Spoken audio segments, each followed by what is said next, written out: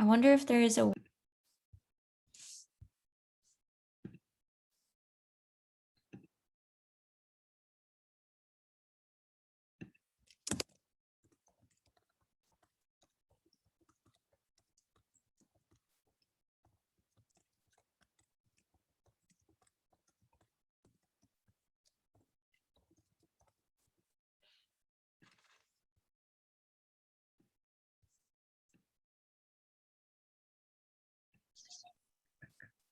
Okay, so we're recording, so we're on. Okay, I'm sorry. Anyway, as I was saying earlier, our job is to rank the speakers from 1 to 6, or from the least to the best speaker, and you are to assign speech. You have to basically assign. I can hear you, Joanna. Can you please turn off? Okay, so I can't. Okay, sorry. Okay, so anyway, you're going to give speech rankings, which means you will give them, you will grade them from 90 to 100. And like I said, all of these are in the judge's manual. So you don't want to give a ranking less than 90. The least you have to give is 90%, and then you just go up from there. So I would like to share one way to easily rank. One of the things that has helped me quite a bit is the judging grid. So I'm going to go ahead and stop sharing again so I can show you something. Okay. Are you able to see this? I'll do this instead. So there's such a thing as a judging grid. Can you see this? Okay. Okay. That's it. So this has been a very helpful tool for me. If you can make lots of copies for this, lots of copies of this when you go to a competition. Basically, what you do, I don't know if you can, okay. So what you do is if you have a blank form like this, you basically write down the competitor's name on the side. Let's say we have John and then Elsa, okay? And then this is the rounds that they do. So once you have that, I'll go back and go back to share my screen.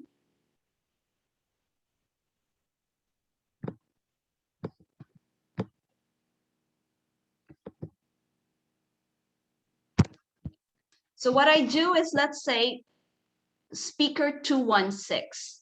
So she speaks first. Let's say Elsa came into the room. So I will definitely rank her number 1 because she has no other competition yet. So she will be the best speaker for that round. Now, as I go to the second, as the second speaker comes in, speaker 222, let's say that's Timothy. Now I decide between Timothy and Elsa who did a better job. So if I feel like Tim did a better job, I will rank him number 1 and Elsa number 2. Okay. And then the third speaker, let's say Sally came in and I feel like Sally did not as good as the 2 speakers, but I still feel that the second speaker was the best. So I will rank him first, and then the first speaker second, and the third speaker third. The reason why this grid is very, very helpful is that way you can already start ranking them as they get into the room. Because I tell you, if you start deciding on the rank by the end of the 5 or 6 speeches, then it's kind of confusing, and then you may forget who you think was the best. So this has been a very, very helpful tool for me. Start ranking them as the competition comes along. Okay, so let's move on. Keeping time for speech events. During speech events, you must keep time of each performance using a digital timer. So as a judge, it is important that you either bring a stopwatch or you can use your phone. Okay, the reason for this is because each of the speeches, okay, like except for extemporaneous speech, all of them have to hit at least 9 minutes and 30 seconds and no more than 10 minutes and 30 seconds. So normally a speech is about 10 minutes. That's the expectations. Now they do have a grace period. They can go 30 minutes over, or they can go 30 minutes under. If, yes, I'm sorry. 30 seconds. 30 seconds, I'm sorry, 30 seconds. Thank you, Joanna. Okay, so I will go into that a little bit later, but anyway, it's important that you have a timer, because you have to time them, and you have to write the time as well on the ballots that they have. So in the virtual world, they are allowed now, because they're on their screen, on their laptop, they do have a timer. So they are allowed to time themselves. And it used to be where they're not in the real, in-person competitions, they were not allowed to do that. But at this point, during virtual competitions, they're allowed to time themselves. Okay. So as I was saying earlier, when you are assigned a round, you will be given a master ballot. This will tell you who are the competitors in your room. So the judge must be the first person in the room. So once in the virtual world, they will tell you which breakout room to go to. And once you go there, you just click on it and you'll see all the competitors there. Usually for other speech events, other than extemporaneous, all the competitors are allowed to come in at the same time. But for extemporaneous speech, they have to come in one at a time. So all competitors for the round will be in the room and watch the other competitors. Like I said, extemp is an exemption. Okay, so.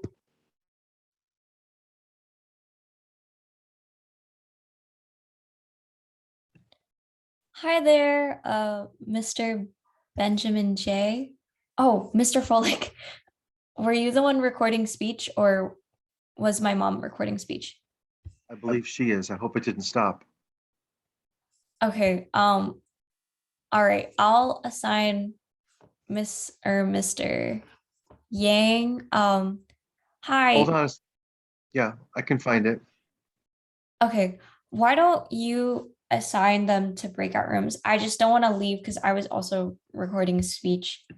Okay, I'll stay in speech so that it's recording there. Okay, so Miss Yang, Harry is your son, right?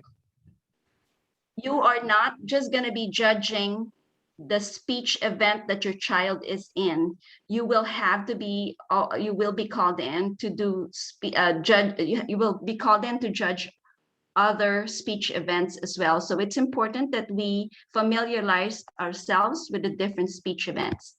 So let me talk to you first about extemporaneous speaking. So with extemp, basically, this is where students are given a question 30 minutes before the round. So they come into the room, they're given 3 questions that they can choose from. Okay, and again, the questions can anything from politics to information, technology, economy, whether domestic or foreign. So they choose a question, and then they are given 30 minutes to research on that topic, write their speech, and memorize it. Then after 30 minutes, they're called into the room and they have to deliver a 7-minute speech. Like I said, they have to at least hit 6 minutes and 30 seconds. Okay. Otherwise, if they don't hit 6 minutes and 30 seconds, they can still rank, but they cannot be ranked first. Now, there's also I have a question sure. on this. So when you said that the students have the option to research before they prepare the speech, what are the options do they have for researching? Well, what they do, I'll have to say, because my daughter is in speech, they have to be informed. Obviously, they are better. They're in a position to better compete if they're already aware of world events, and during their practice rounds, they already have been. They already are aware of these questions. They actually have a website. Joanna, are you in here? Yeah, so I was Yeah. going to explain for your kids who are doing extemporaneous speaking, basically when they're prepping, in in-person tournaments, you're not allowed to have internet, But what we do is we download files on different platforms. The platform we've used in the past is Genie, and we basically have a bunch of pre-downloaded files before the tournament where we reference them as like news articles and you cite them in your speech. Since everything is virtual this year, you're allowed to use the internet, but you basically cite off news articles, news publications for research during your speech. Obviously, in between rounds, like before tournaments, our prep involves like becoming more aware and downloading those news articles and becoming familiarized with the news so that while you're writing your speech, you know exactly what you're citing and what it means. Okay, thank you. Okay, I hope that answered your question. So again, under the extemporaneous speech, they also have what they call an impromptu. That's another event. With impromptu, they don't have 30 minutes. So basically with impromptu, a student comes in, they get a question, and they have 7 minutes to write their speech and to do their speech. So they have the option of either using 2 minutes of that time to write it down, write their thoughts down, and 5 minutes to do the speech, or they can do 3 minutes of prep time and 4 minutes of speaking. Okay, what I just wanted to emphasize here again, like I said, is that they are allowed a 30-second grace period beyond the 7 minutes. So if they go 30 seconds, that's still okay. But if they want, if they go 7 minutes and 35 seconds, they cannot rank first on that round.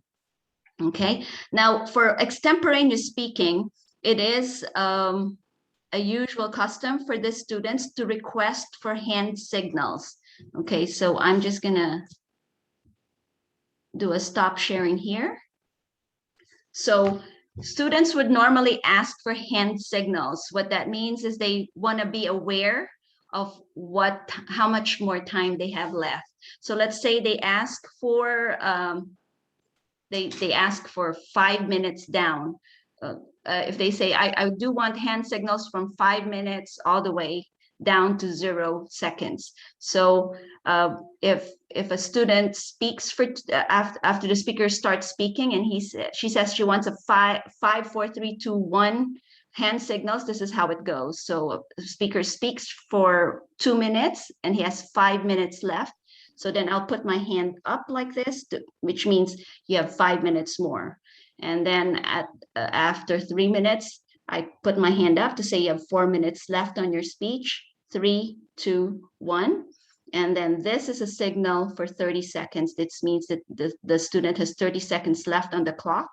And when I put my fist up, that means he's hit 7-minute mark. Okay, so they can either request for that, but like I said, now that they're able to record them or to look at a timer themselves on their screen, they haven't been, not many ask for that signal. Okay, so I will share screen again. Are there any questions regarding extemporaneous speech? Okay, the things that we want to look at. Question. Sure. So as you said, the students should be aware of the current events. What would you suggest, good resources for students to keep themselves aware of current affairs Events, or current, yeah. yeah. Okay, that's a Joanna question. Right. So I'm Extemp captain. So we actually have a list, like a PDF, which we can send out of like a bunch of different news sources. We go to like think tanks, for example, just to be aware. If you're like subscribed to any news publications, that's also great so that you're constantly updated. Right. With Extemp, before tournaments, they do give you the topic areas. So they'll be like, oh, for this round, you're going to be covering green energy and technology. Generally, topic areas are reoccurring. So even though there's constantly evolving stuff going on in the news, a lot of big events like the US-China relations are reoccurring. So like just once you familiarize and just regularly read the news, that's one of the best ways to stay informed.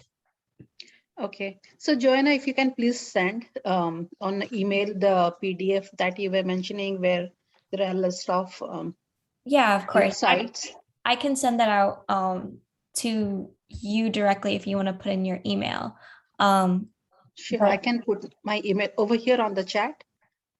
yeah, if I not, can do that. I'll send it afterwards from the virtual judge training. Does that sound Okay, sure. Yep. And one more question. I hope I'm not taking a lot of time, but okay? the extemper genie that you were mentioning, is that a website? We are not familiar with that. So what exactly is that? Right. So Extemp Genie is a program that is basically acts like a Google Drive. I don't know if you know what a Google Drive is, but Mhm. it's like a digital drive for you to save news articles on. But actually the Extemp team handles that. Okay. The entire team like contribute pitches in money for that Extemp Genie. And then once we get a license for that money, like everyone can access it. We haven't exactly put up Extemp Genie just yet since it's early in the year. We haven't been competing yet, but that'll be available later. And I can go over that with your kid if they're in Extemp this Thursday during our meeting. Okay, yeah, this is for Rohan, so he would be interested to, go to understand that little more.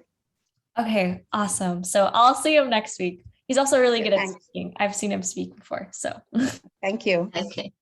Okay. So when you're analyzing an extemporaneous speech, the things that you want to look at is did they stutter or break fluency while they were speaking? Was their speaking fluency good? Like I said earlier, did they repeat the same words or phrases too often? How was their posture, their body language? How was their tone? Did it vary? Were they monotonous in their speaking, or did they vary their vocal? Was their vocal variety? They have how was their hand gestures? Were their hand gestures distracting, or did they just give the right amount of gestures? um, Very important though, as you're judging an extemporaneous speech, they should repeat the question at some point, okay, whether it's in their intro or in the middle, okay. And you have to look at, did they answer the question? Okay, it's important though that we take our bias off. Whether you agree with the speaker or not is not the case here. Remember that you are judging their speech, so make sure that you take your bias as much as you can. So did they answer the question by substantiating it with the proper arguments? Did they provide a clear sense of logic for you to follow along? And did they cite several sources? And what kind of sources did they cite? So those are the things to watch out for. Again, I would refer to the judge's handbook. I don't want to bore you with all those information, but before judging, I would highly recommend that you look at each of the judge's handbook, and they have clear guidance on what to look for in each of the events. Okay, so if I may, I'm going to go ahead and share my screen again.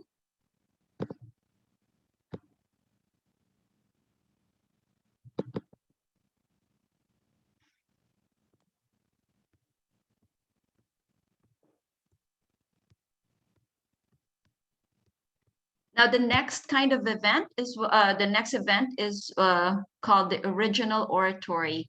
An oratory speech is up to 10 minutes.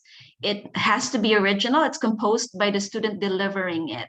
The purpose of the oration should be to inform or to persuade, and the topic should be interesting, stimulating, and of some importance. Okay, so speakers must not be penalized for expressing their views with which the judge happens to disagree, and the speech should be organized for easy understanding. Content should be developed with varied support and effective language, and vocal and physical delivery should enhance the content. So for original oratory, this is kind of like a TED Talk. Okay, so again, this speech category should be 10 minutes. A lot of them should hit 9 minutes 30 seconds, and they can range from 10 minutes to 10 minutes 30 seconds. Anything more than 10 minutes and 30 seconds, they can still be ranked, but they cannot be ranked first for that round. Declamation. Declamation, this is, I believe, is offered only for freshmen or for novices, right, Joanna? Okay, she said yes. So this is just, yeah, go ahead. For Usually freshmen and sophomores. But if you have never done speech and debate before and you have like 0 NSDA points, which are points you can earn as you do more tournaments, you can do declamation. Okay. So basically, declamation is a student presents a memorized speech that has been delivered before, whether it's a professional speech, a eulogy, a sermon. So it's not an original piece, and they just present it in the best way they can. Okay, the introduction must name the work and author, provide necessary background information, and establish the mood. So judging this kind of event should be based on the presentation style, the vocal delivery, physical delivery, and ability to interpret and convey the speech's original message. Okay, so for oral interpretation, we have several of those. We have the dramatic performance. Oral interpretation is, again, they deliver 10 minutes of prose or poetry while holding a script. This is what we call in this event, the students are allowed, they have a binder in front of them, and they can use it as a prop, whether they use it like a computer or they use it like a table. So it is a prose and poetry, but they do have a binder as a prop. Again, it's a 10-minute speech. The selection should be literature, either as a single piece, a series of short pieces united by a theme or author. There should be a balance between eye contact and reading, because like I said, the binder's in front of them, so they should be reading off it, but more often than not, they refer to it, but more they have more eye contact with you. The important thing is feet must remain firmly planted in one place.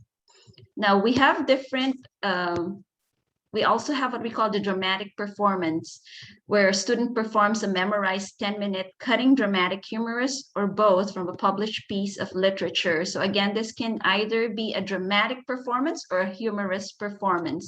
And these are always very fun to judge.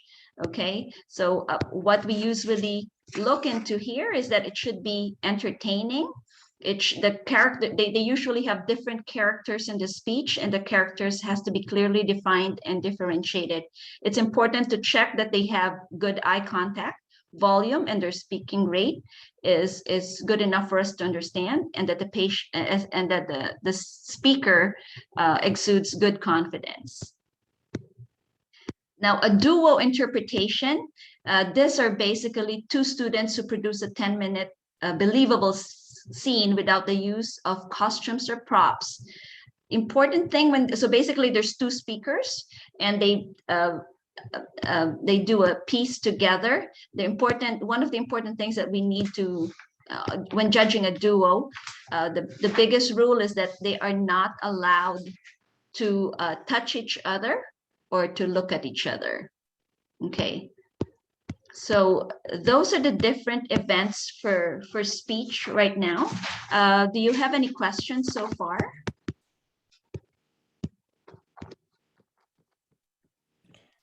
Mom. Yes.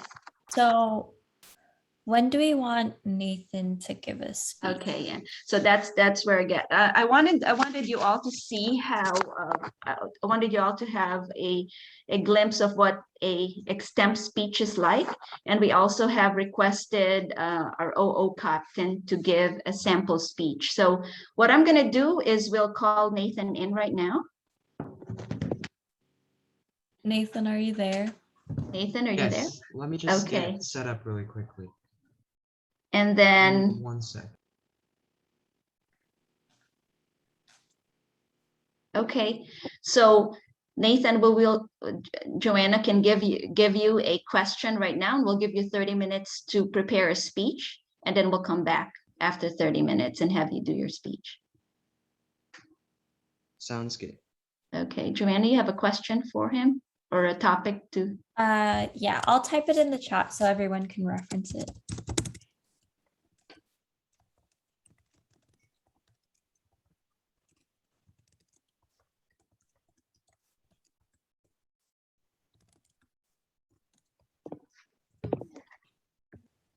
Is it in the chat? Okay, I just posted. It says, Do the Taliban pose a threat to stability in Central Asia? Okay, so we will give Nathan 30 minutes to prepare that speech. And in the meantime, I want to go ahead. So I'll put my timer on. Do we play the Jeopardy theme here? Yeah, we can do that. But in the meantime, I'm going to go ahead and play.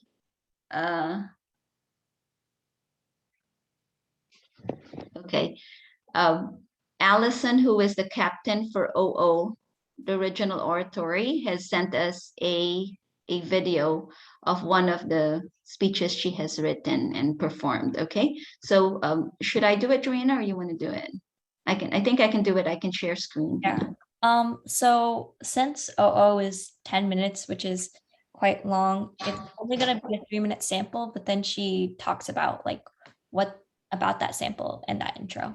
So yeah.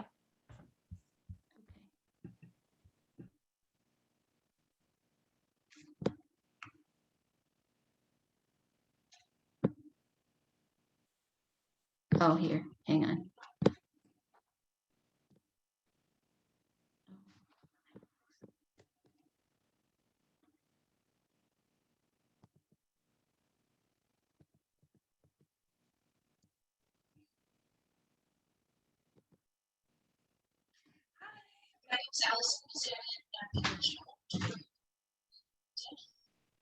Mom, the audio is a little bit weird. Did you click sound?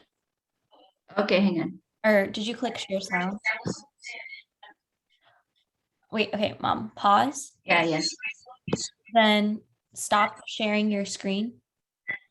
Okay, hang on.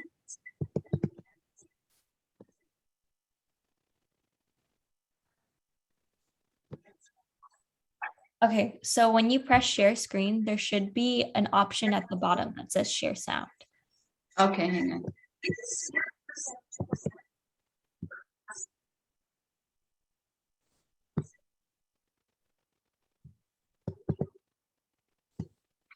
What should I do, Joanna? Okay, hold on, I'm coming over. I'm sorry, I'm technologically challenged. Allison's one of our most patient speakers. She's holding on very, very nicely. Okay, I'm here. So you're gonna press share screen, and then you're gonna do share sound. And then from here, where's Allison's? There you go. This one? Yeah. Okay. Okay, can I see this okay? Hello? I think they're all muted. We heard it, yes. Yeah. Okay, cool. Just freaking out over the typo. Okay. Hi, my name's Allison Mazanin, and I'm the original oratory, or OO captain. And here's a brief look into what OO entails, and this is my first paragraph from my OO from last year. All right, so without further ado, I never got the talk from my parents. Well, let me rephrase that. I never got the accurate version of the talk. We would skirt around the subject, but they never actually taught me what it is a bird and bee do. Turns out, my family and I never really sit down to have any difficult talks. It seems as though my parents aren't the only ones who shied away from these awkward conversations. The reality is, our progression through life is based off the difficult conversations we have. The opportunities for awkwardness are practically endless. Conversations about everything from romantic relationships to drugs and alcohol come to mind.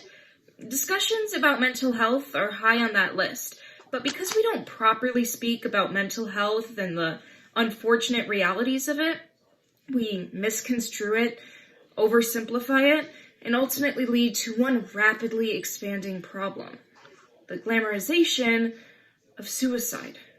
We make mental illness desirable by associating coolness and edginess with symptoms like suicidal ideation that should in no way be seen as lighthearted or fun. And the effects are real. According to studies conducted by Dr. Robert Hirschfield and published in the New England Journal of Medicine, up to 1 in 3 people in the general population will experience suicidal ideation at some point in their lives. Though we must continue fighting to dismantle stigmatization, it's imperative that we do so accurately so as to avoid romanticization. To combat this phenomenon, let's first buzz into the issue of mental illness glamorization, then cross-pollinate its effects, before finally flowering some solutions on how we as a society can fix this dilemma by contributing to larger conversations regarding mental health. So that was just a rundown of my first paragraph. From there on out, when it comes to OO, you move around while you transition from different paragraphs. So if I was to go into my second paragraph, I would move over. Same thing, then you move back. It's just a way to pace and demonstrate, when each paragraph is ending. It helps the audience understand and the judges understand what the flow of the piece is all about. Otherwise, the speaker will go and delve into their separate paragraphs. The length and the number of paragraphs can vary based on each piece, but there's a general layout and general format to OO that I addressed in the little cheat sheet. Basically, you have your introduction, which was the paragraph that I just shared, the problems paragraph where the audience introduces what the issue at hand is, the causes paragraph where the speaker explains why and how it's an issue, the effects paragraph in which the speaker explains the negative effects and repercussions of that issue, and then you go into solutions and then finally conclusion as a way of wrapping up the piece with the speaker explaining how this dilemma can be fixed. Thank you so much for your time, and I hope you have a great time at the rest of judge training.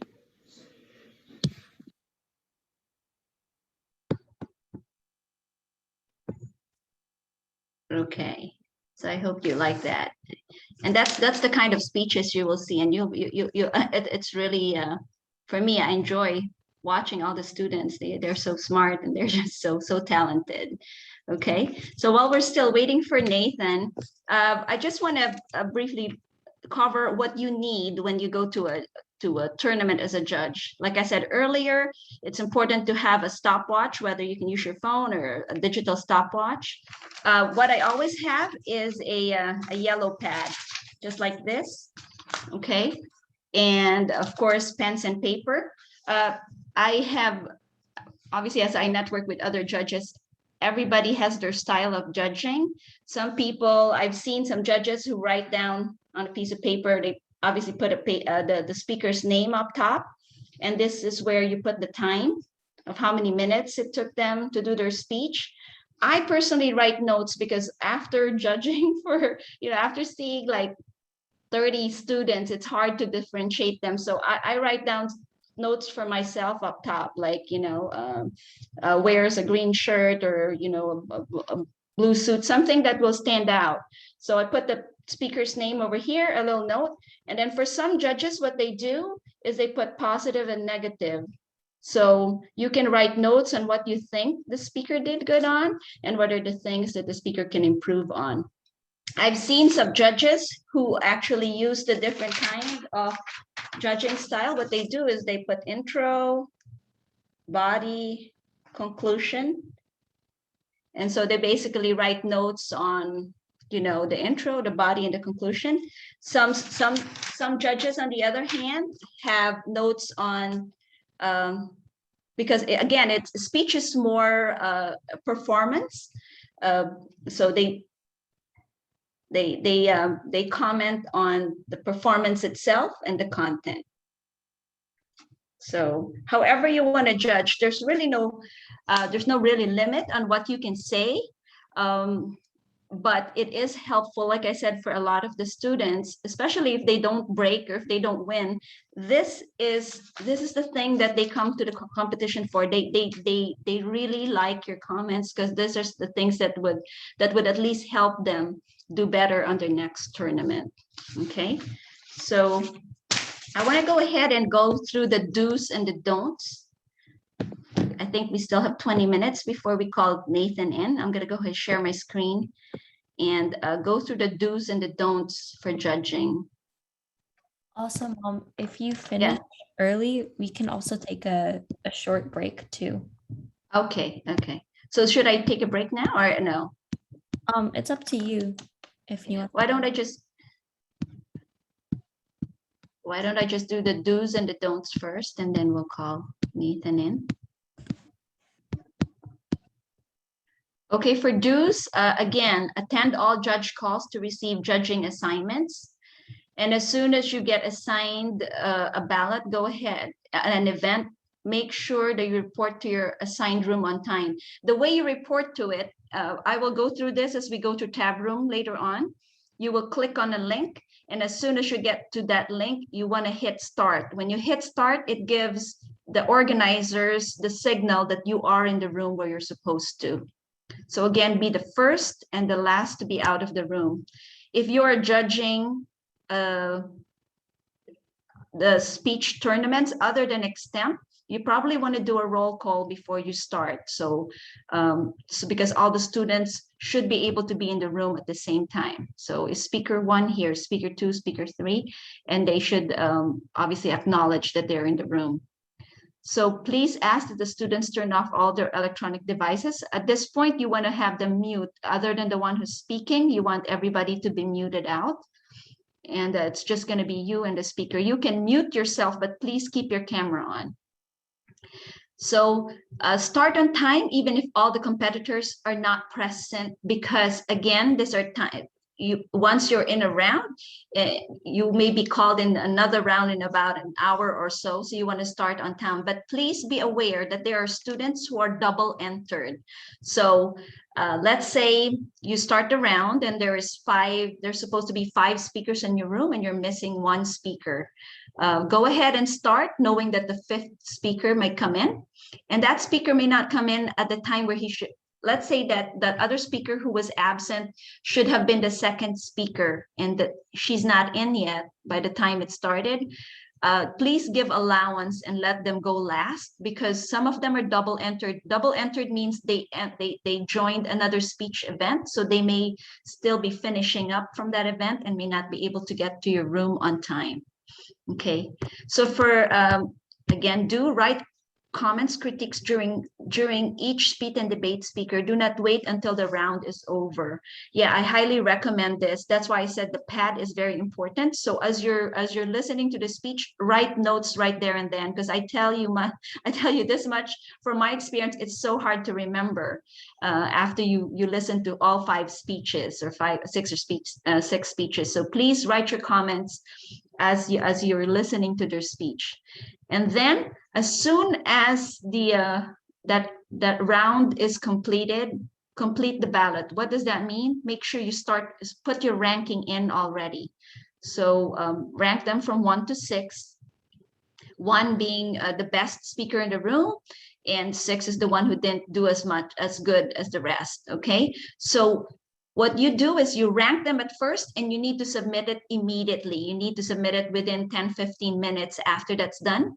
Your critiques can be entered on within 24 hours from there. So you have 24 hours to put your critiques, but the ranking is important. That needs to get to tab room as soon as possible, because that determines if the speakers are going to go to the next round, especially for national tournaments. Okay. Again, keep time on all your presentations. You need to write down how many minutes the speaker spoke. So, so this slide is for in-person judging. So for one thing, you are not allowed to judge your own child, your best friend's child, or anybody from your school. The tournament organizers are pretty good about this, but if it happens to be that you are suddenly assigned a child that is from your school, please let them know so you can be reassigned to another round. So you're not allowed to switch ballots with other judges or take other judges' assignments unless told to do so by the tournament officials. Okay, you are not allowed to videotape, audio tape, or photograph any of the rounds. So this thing, this is important. Please do not discuss your critiques with the student. If a student asks you, how did I do? Or, can you give me a critique? Just tell them to refer to the ballot. You're not allowed to discuss it right there and then. And again, do not penalize speakers for their attire. Understand that competitors are from all different socioeconomic backgrounds. So please do not dock them points because they're not wearing the right suit, or in the same manner, please do not judge their background as well. From these national tournaments, a lot of them are doing their speech from the room, or from from their living room. We cannot judge that. Remember that we're just judging their speech and not the background or their attire. So do not allow interruption once a speaker or performance begins, and do not allow students to disrupt another student's performance.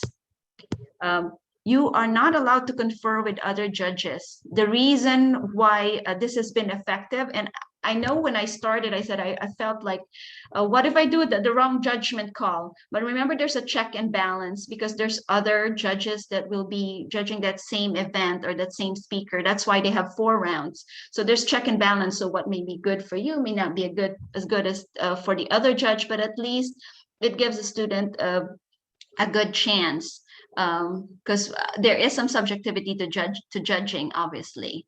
So you cannot observe a student performance when you have a round off. So you cannot just go into a room and watch somebody else's performance. However, this is allowed for the national tournaments once they are in the semifinal or final rounds. Okay. So it is not permissible to talk to students after a round about how you voted or ranked them. Please keep all ranking decisions to yourself. And like I said, write it all in the ballot and just refer them to the ballot. Okay, so is there any other questions at this point? We have 13 minutes before we call in Nathan, unless he's ready. Yeah, I think we should give him the full time, but The full time, yeah. we just Okay. break off, or not break off, but take a break Have a break. Okay. and meet up around 11:40, and we can watch Nathan speak, and then you can show them how you do time signals, Mom. Okay, sounds Unless good. you want me to give the time signals, because I can also. Yeah, just to go ahead and do the hand signals. Okay, so we'll go ahead and take a break right now, and then we'll come back in 10 minutes.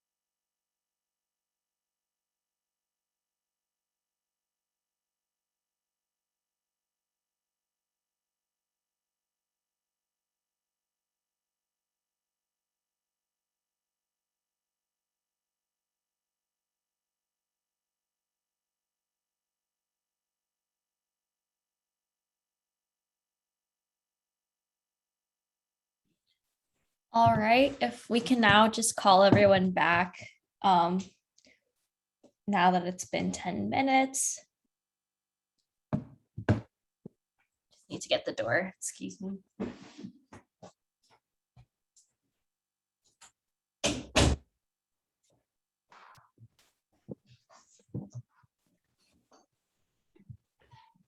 Nathan, are you there? I am here. Okay, Nathan, thank you. Thank you for doing this, Nathan. Sure. okay. If Is you it can- is it my time to speak? Yes. We'll wait for, is everybody here? Can everyone just give a thumbs up or a reaction if everyone's good to go? As always, Mr. Frolik. Up and beyond. Yeah. Shoot, we're recording. All good. Wait, Mom, can you press resume recording on your? Okay, hang on, I'll do it now. Yes. Wait, I'll just head over there. Give me 1 second. Joanna doesn't trust me, but I don't think it Good ever way. stopped recording. I think it stayed recording during the break. okay. Resume recording. Okay. There you go.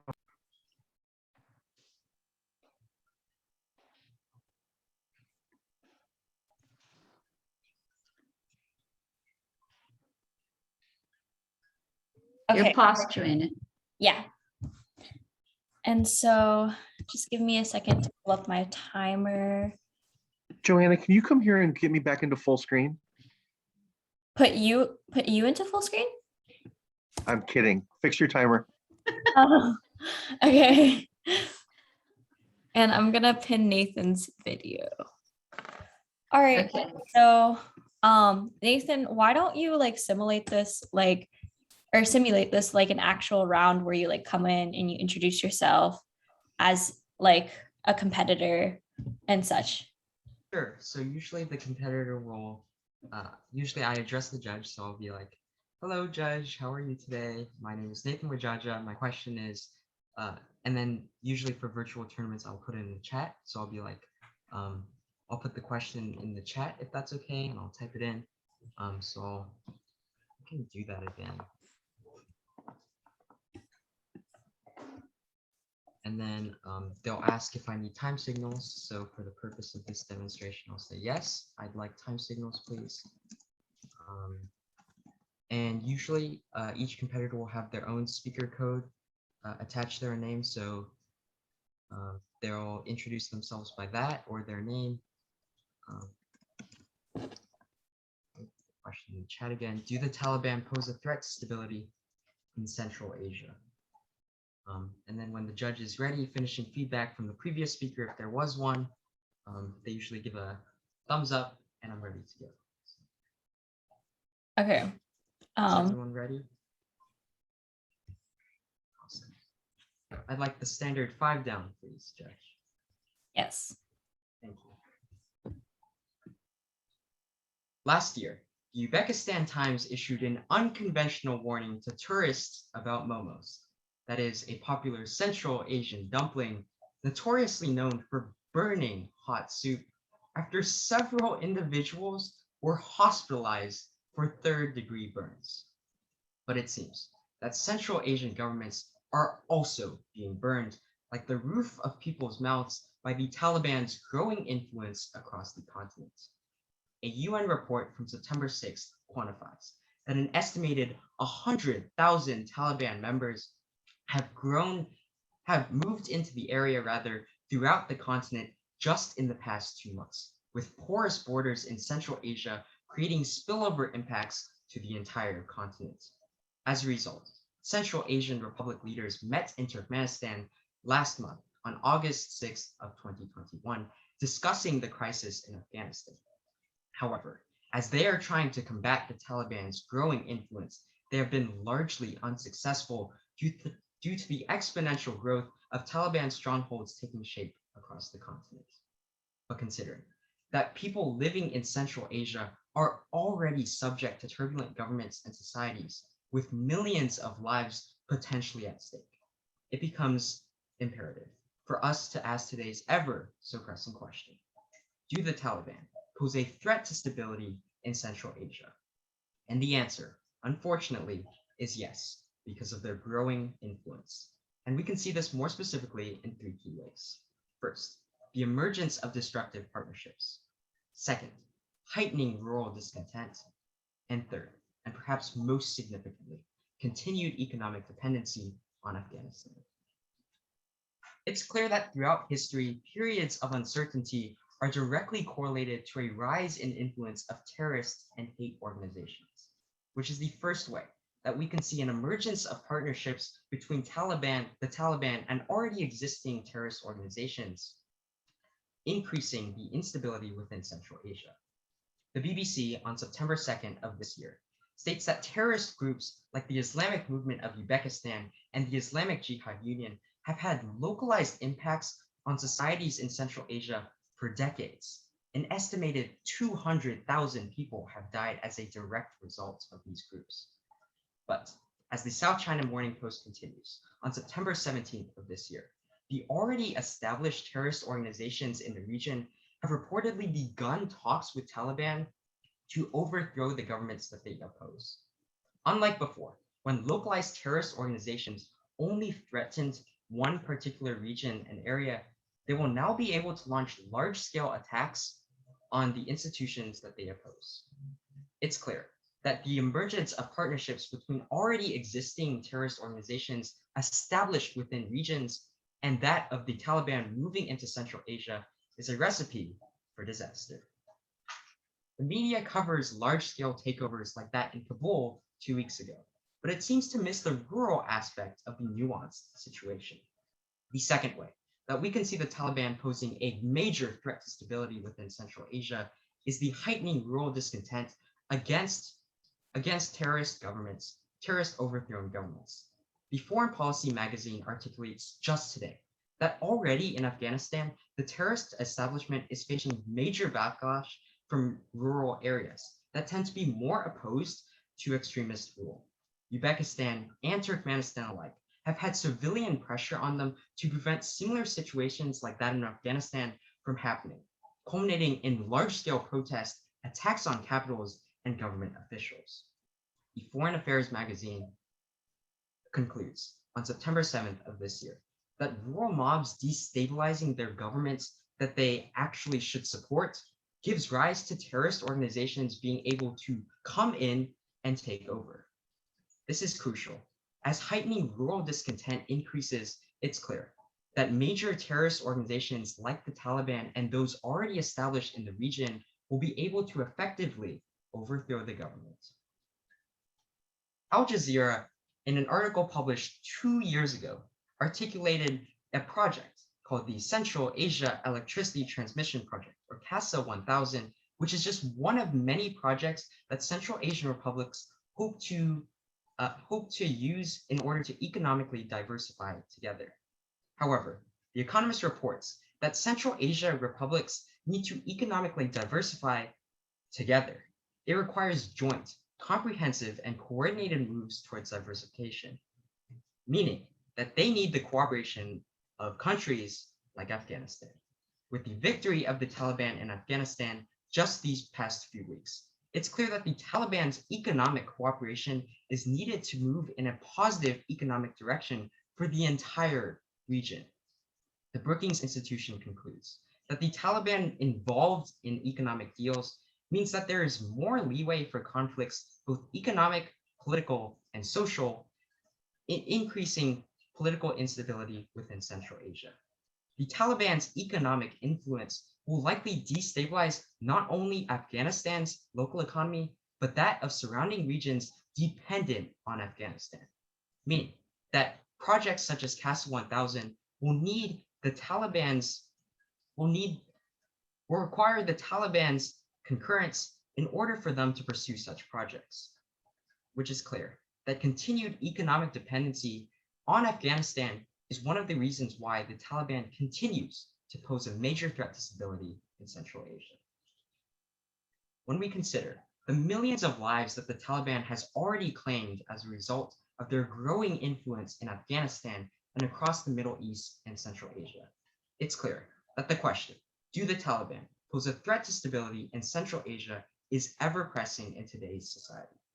And the answer, unfortunately, is yes, because of their growing influence. More specifically, through first, the emergence of destructive partnerships with that of existing terrorist organizations. Second, heightening rural discontent. And third, and perhaps most significantly, continued economic dependency on terrorist-run governments like that in Afghanistan. But for now, the world is watching to see if tensions will continue to boil like momos in Central Asia. Thank you. Nice. Okay, if we can all give a round of applause for Nathan for giving a And wonderful the crowd goes wild. Good job, Nathan. And that is just within 30 minutes. So just imagine Nathan got the question 30 minutes ago. He researched on it, wrote that speech, memorized it. And number one is that the speakers for extemporaneous speech are not allowed to have a cheat sheet in front of them. Okay, so so once they do that, they're automatically cannot be ranked. They have to be ranked last, right, Joanna? If they use it. Yeah. Yeah. And another thing is if you were paying attention to my hand signals, that's basically how hand signals work. I like for me, if I'm giving someone hand signals, I have like my timer and the person's Zoom video side by side in a split screen so that you can have the time signals easily accessible to you on the right and then have someone on the left speaking and you can monitor everything. And obviously, it can get a little bit cumbersome if you also are trying to keep track of like their um, speech performance and their argumentation while keeping time. So it does take a bit of practice, but it's pretty straightforward. And on top of that, a lot of the speakers do prefer to time themselves too. So yeah. I think that's one of the good things that happen with virtual judging because they're allowed to keep tabs on themselves. They don't usually ask for hand signals anymore. So it's a lot less stress for us judges. Yeah. Anyway, so I'm glad that I hope that you like those two performances today.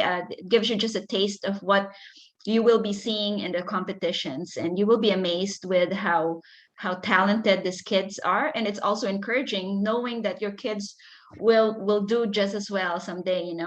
We obviously I have seen the growth in them, and it's just it's very, very encouraging. And it's that's why I know that judging is a time commitment, but know that at least we're part of doing something for the next generation. I just wanted to share one story real quick before I get into the training for tab room. I remember that the first tournament that I judged this freshman girl, and she did a declamation, and she did so badly that she didn't even finish her speech. In the middle of her speech, she started crying and just left the room. 6 months later, I had the opportunity to judge her again, and just amazing how she has changed. And I literally went up to her and just complimented her after the tournament, of course. And it's just, I guess, a testament of what we're doing here, that we're being part of that. And then that, I guess it's being dramatic, but yes, that we're being part of raising the next generation. Okay, so anyway, I want to go ahead and share with you how to do virtual judging. They use a platform called the Tab Room. So first of all, if you judge the things that you will obviously need a laptop or a computer, a good Wi-Fi signal, and your timer, your yellow pad, and then you need to have a Zoom account. And then now I'm going to go, and then you will have to be, you have to register to be in the tab room. So I'm going to do a share screen again. So, okay, I thought I had it here. Joanna, can you help me out here?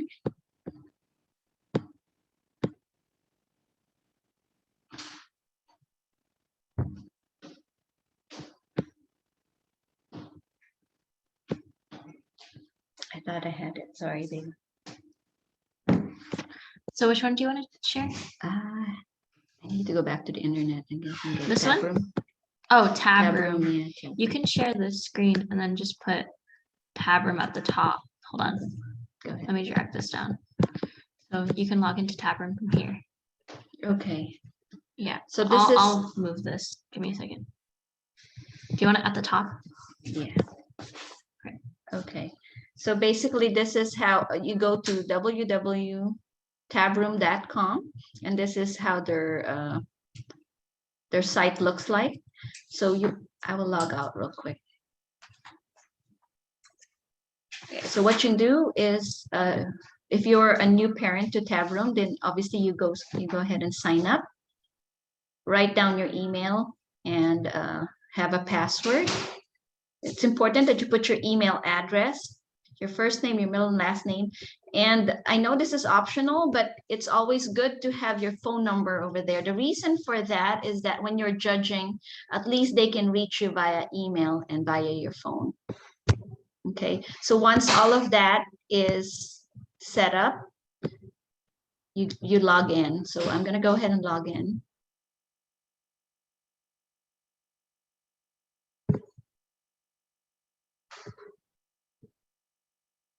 Okay, so once you log in, this is what you will see. And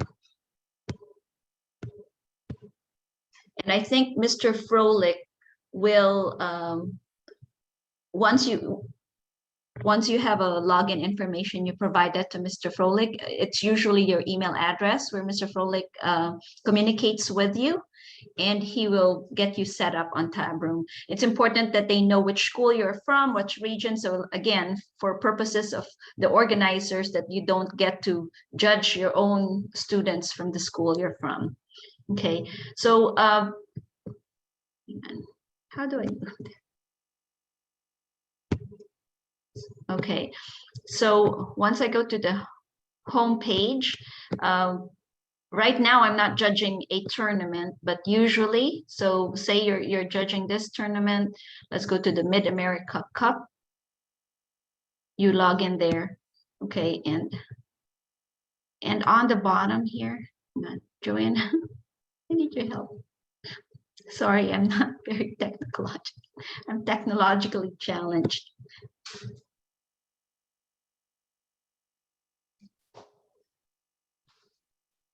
Can you, I'll just stay yeah, can you move this? Yeah, can you move this over? Which one? No, move this screen over. Oh, Okay, there you go. Yeah. So what are you trying to do? Okay, hang on. Usually they have again, I guess it's, if you're not.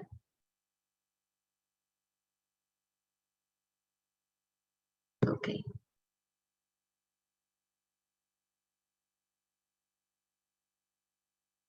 Yeah, They don't have it now. Usually what they have is that they have if there is an upcoming tournament that you are part of, they have on the right-hand side here, there's a test room. So you can test your camera and test how to get into one of the rooms. Oh, I can open that up on my competitor screen. But we also have about a minute left if some of you want to stay afterwards for a few minutes just to see what tab room looks like. But we'll also be sending out links for how to navigate through tab room as well.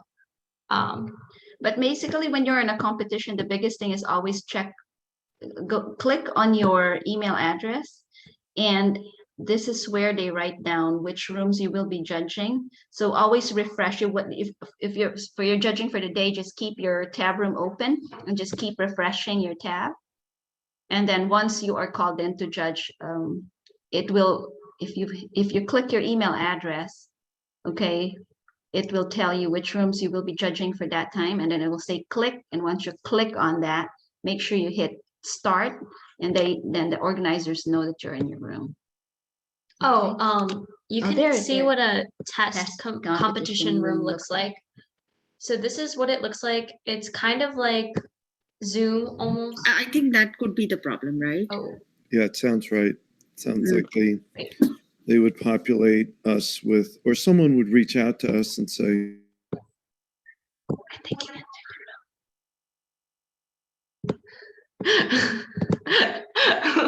So I thought that was the chess competition room. So sorry about that. But yeah, that's what the rooms look like. I don't want to enter that that room. room. Yeah, okay. So yeah, right now I don't have access to it because there's not a competition going on.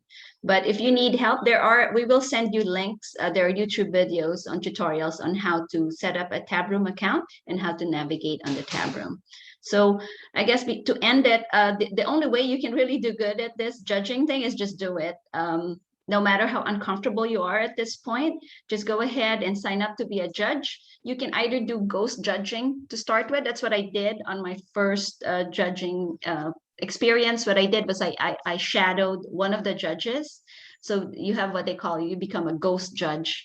And I saw what they were doing. And then the next competition, I went ahead and did it. And as you do it, you just get more comfortable with it. Again, don't feel intimidated by it. Again, it's your opinion. As long as you have an opinion, you are able to judge. And there is checks and balance because there's other parent judges as well. So it's not just you judging one competition. Are there any questions at this point? You mentioned earlier about a Google Drive. Is that something that you guys can, do we add our information to the shared Google Drive? Or like a Do you folder? mean a Google Drive to access the judge resources? Right, or other videos to especially all the new parents who doesn't know what's going on. Right. So we sent out an email prior to judge training that has all the individual event sheets, an overall judge cheat sheet, and the PowerPoints, but we can definitely get up a Google Drive and upload all of those resources and send out their email if that helps. Yeah, just in case, because it's kind of hard to search all the emails sometimes. I mean, I print it out, but I'll probably, just in case, miss it somewhere here and there. Awesome. Yeah, that's totally fine. Were you able to receive our emails? Because if not, you can enter your email in the chat now and I can put you in on the list and we can send that out again. I received it from Mr. Froelich and I just made an account with Tab Room, so I did that ready. Okay, awesome. So since you're already on our email list, then we'll go ahead and share a Google Drive with all of the judge resources. Are there any other questions? Anything else to address? No, thanks. Okay. I highly recommend, printing out the judge training. I always bring this to any tournament and I always refer to it. It does give you some tips on what words to use, like what descriptive word bank for judges to use. Like I said, the speaker rankings are helpful. Other resources as well. If you can always look at NSDA, how to judge, say, original oratory. The NSDA have links to what to look for, certain specifics on how to judge that. And if you want to see what each event looks like, I always refer to YouTube as well. I just type in, NSDA original oratories, and you get to see some sample speeches over there. All right. Well, I believe we've covered all bases, but thank you so much for coming today. I'll have my email in the chat just in case anybody has any questions. And we will be getting up that Google Drive and all the tab room links for you in the near future. So please look out for that. But thank you for joining us. We're so excited to have you. I'm just going to end the meeting now. So bye. Have a great day. Thank you.